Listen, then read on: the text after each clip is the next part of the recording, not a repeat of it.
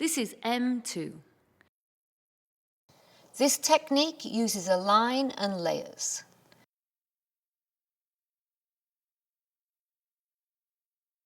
So this is part of the medium length series, and this is haircut M2. This haircut is working with a line to start with. We're going to start with cutting the line through the fingers. This is going to achieve a slightly softer feel to the haircut. We are also going to just work in the back, so this is the same sectioning pattern as L1.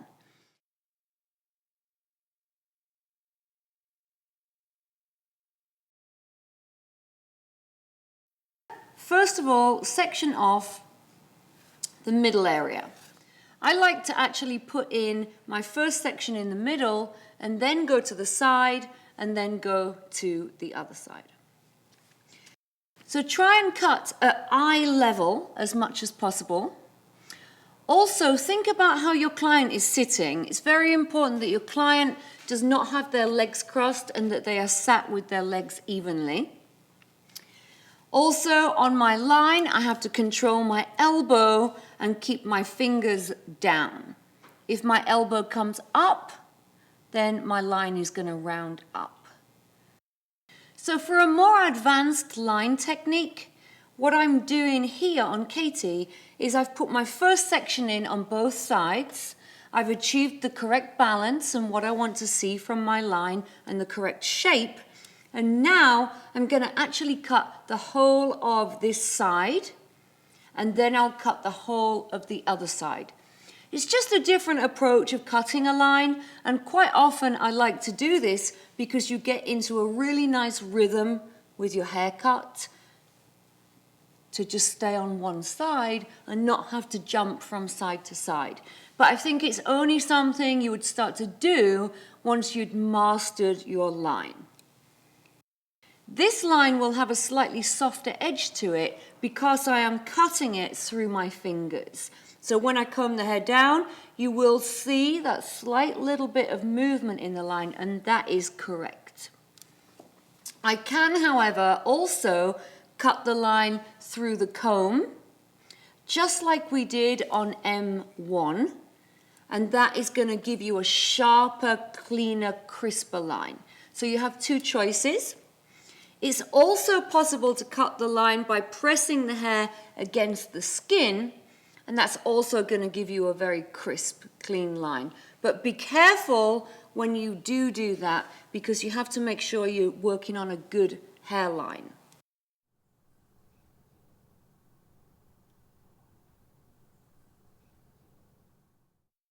I've cut the back first, and now I'm starting the sides. When I'm cutting the sides, it's very important to be stood parallel, facing the angle at which I'm cutting. So if you're working on a client that has finer hair, or a high hairline, or sometimes even just blonde hair can look a little bit see-through or transparent, it's good to cut the back area first and then the sides, and it stops you from getting a hole around the ear. So that's the reason I've chosen to approach the sectioning pattern in this manner. The next thing I need to think about when I'm cutting the sides is I want to take a really large first section.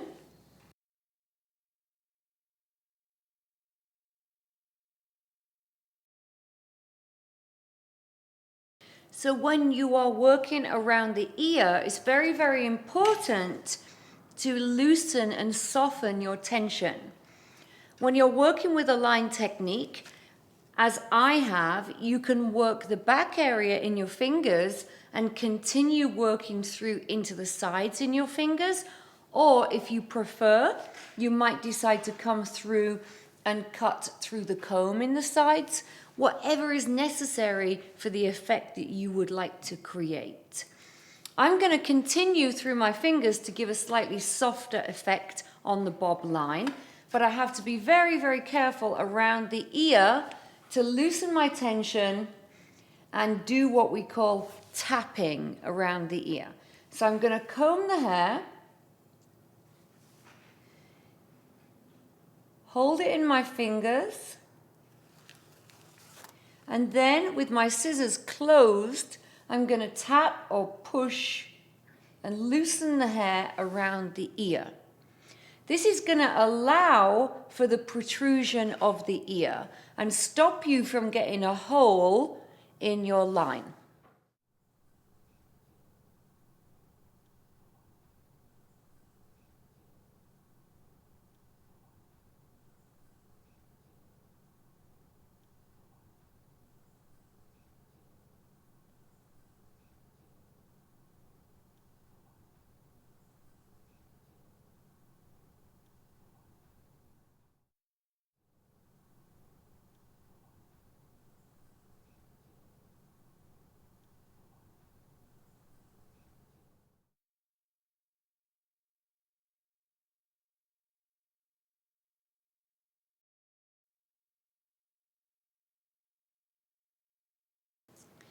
So we're now going to work into our layering.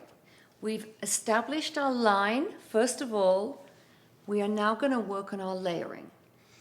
Layering removes weight. On this particular haircut on M2, I do want to get more of a line and a bob feeling, but I'm just going to put a little bit of soft, loose layers in there. So I'm going to start my layering using a vertical section. I'm going to be combing the hair and pulling the hair straight out from the head. When you're working with layers, really think about your finger angle. I'm going to bring the hair straight out from the head, and sometimes it's good to put your finger against the head, put the comb on top of the fingers, and comb the hair straight out from the head together. This finger angle, when the hair falls down, is just going to leave a very soft, almost invisible layer. I'm not going to see a weight line in there. Also, what's very important is I'm going to use the guide from the outline to become my guideline for the layers. So when I comb the hair, I'm going to comb the hair out from the head, and the hair below the occipital bone, which is here, will drop out. We're going to allow this hair to drop out so we can leave weight in the outline. The hair above the occipital bone to the crown is going to be cut only. So the back and the sides are going to be layered, starting first of all in the back and working into the sides. This is going to create a triangular shape. A triangular shape is going to be shorter in the back, becoming longer or heavier towards the front.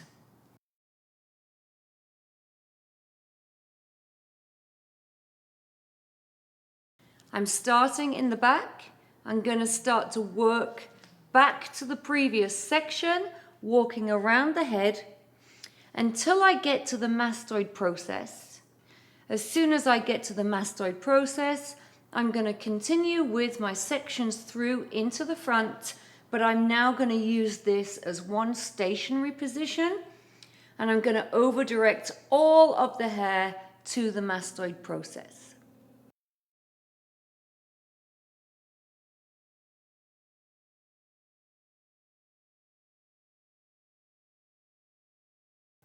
So when cutting the back area, it's very important to stand in the correct body position. When I'm cutting this side, I should be stood on the opposite side to the side that I'm cutting.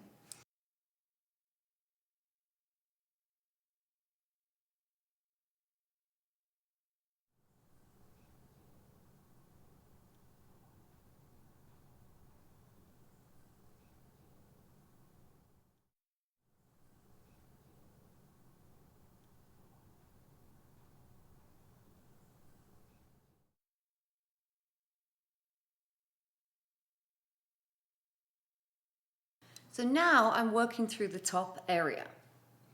Originally we had a horseshoe in the top, I've now taken that down and I've put in a side parting.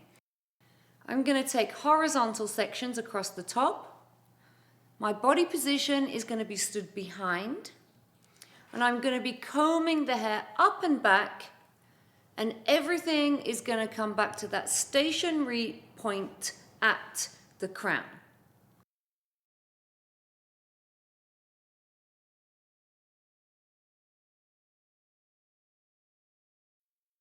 I'm taking my guideline from the layers in the back, and everything comes up and back to that point. Now the parting is something we really need to think about. On the heavy side of the parting, I'm going to keep my fingers square. So I'm going to cut at this angle. On the lighter side of the parting, I'm going to cut with my fingers a little bit curved.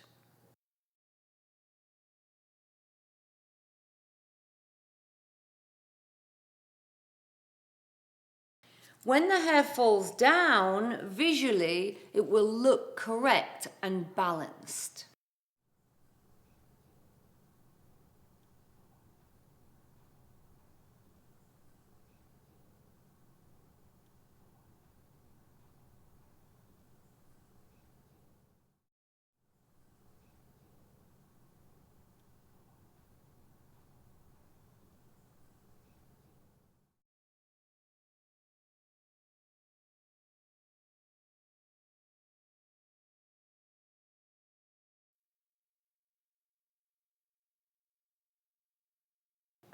So now we're going to work on the fringe area. We're going to work on a sweeping fringe that goes across the forehead. This can be done at any length. You just need to choose the length that is suitable for the client. So I'm going to stand on the opposite side to the side that I'm cutting so I can over-direct or pull the hair towards me.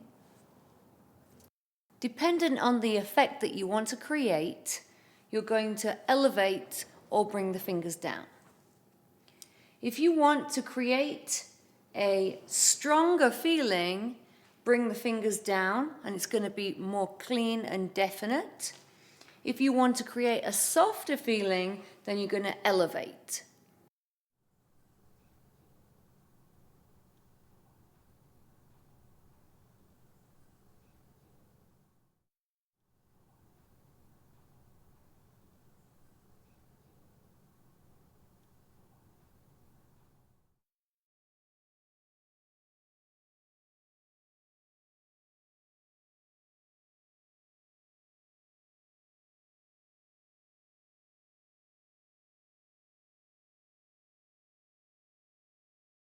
And I'm going to take my first cut as my guideline to go the opposite direction.